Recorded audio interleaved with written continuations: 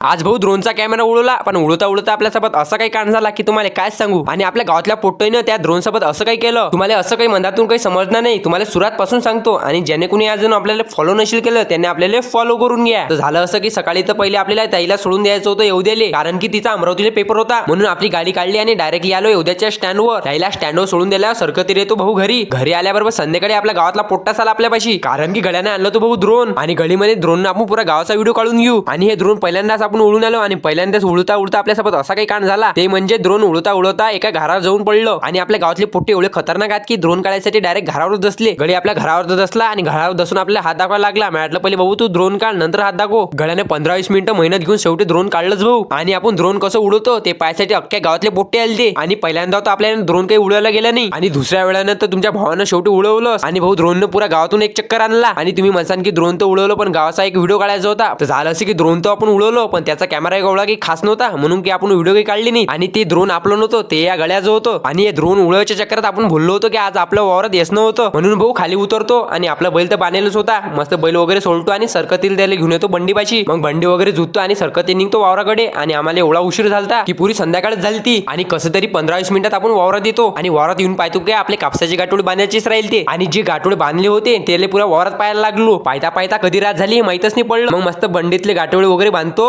आणि सरकती निघतो घराकडे. आजच्यासाठी एवढं असतं. भेटूया एक नवीन ब्लॉग मध्ये.